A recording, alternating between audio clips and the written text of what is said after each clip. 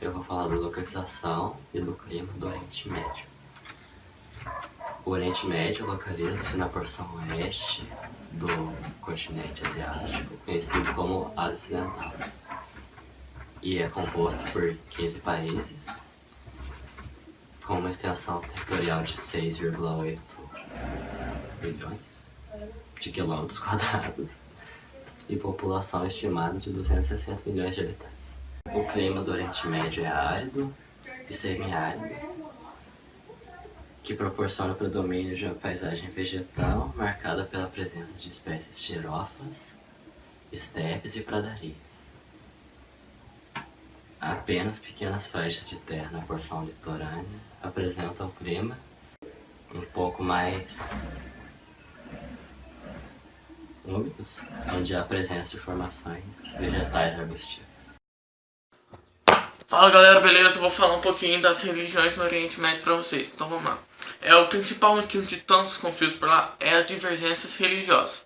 Vale lembrar que foi lá que surgiram as três maiores religiões monoteístas do mundo: o islamismo, o cristianismo e o judaísmo. O islamismo é o que maior detém adeptos lá, são cerca de 253 milhões de pessoas.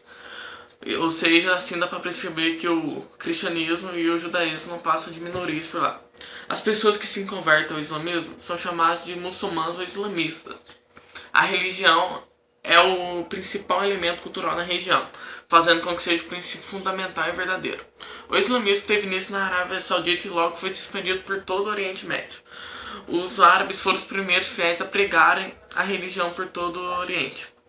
Desde a sua fundação até os dias atuais, o islamismo atingiu a África, parte da Ásia, em países com grande população absoluta como a Índia, Indonésia e Malásia, e também atingiram a Europa, como Espanha e Inglaterra. Existem cerca de 900 milhões de muçulmanos fora do Oriente Médio. Atualmente é a religião que mais cresce no mundo, sendo assim a segunda maior do planeta. O conjunto de países que possui como religião predominante o islamismo recebe o nome de mundo islâmico. E aí, gente, eu vou falar sobre os conflitos do Oriente Médio.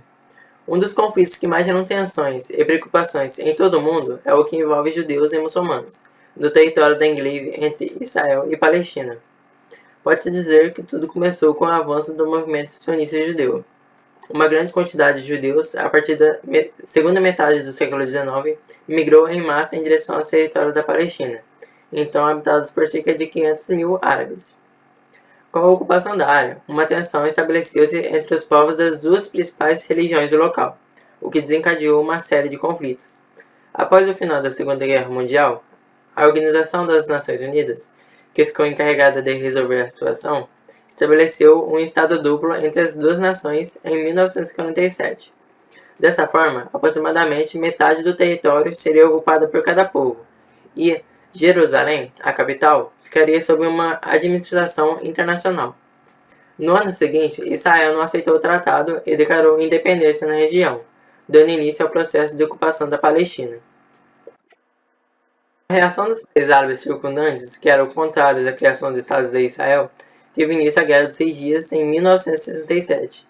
Em apenas 6 dias, os israelenses tomaram a faixa de Gaza, a península do Sinai do Egito, as colinas de Golã da Síria, Jerusalém Oriental da Jordânia e a Cisjordânia.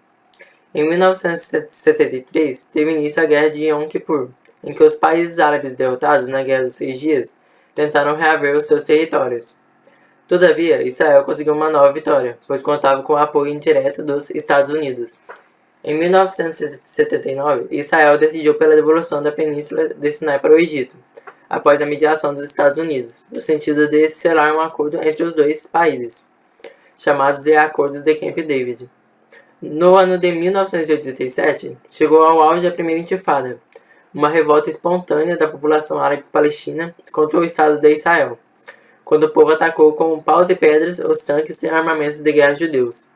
Em meados da década de 1990, a situação aparentava caminhar para o seu fim, quando Yasser Arafat e então o seu primeiro-ministro israelense, Yitzhak Rabin, realizaram os acordos de Oslo, que foi meio que um tratado de paz. No entanto, em 1995, Yitzhak Rabin foi assassinado por um extremista judeu, e a extrema-direita ganhou força dentro de Israel.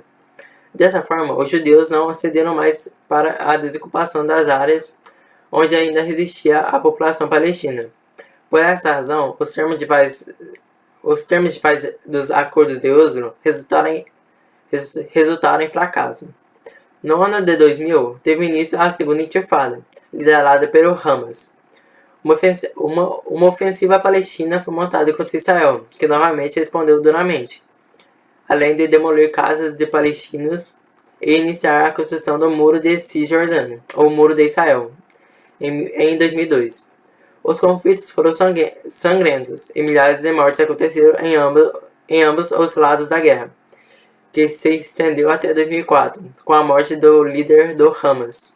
Acordos de paz foram realizados e assim teve início a desocupação por parte de Israel, da faixa de Gaza e de partes da Cisjordânia.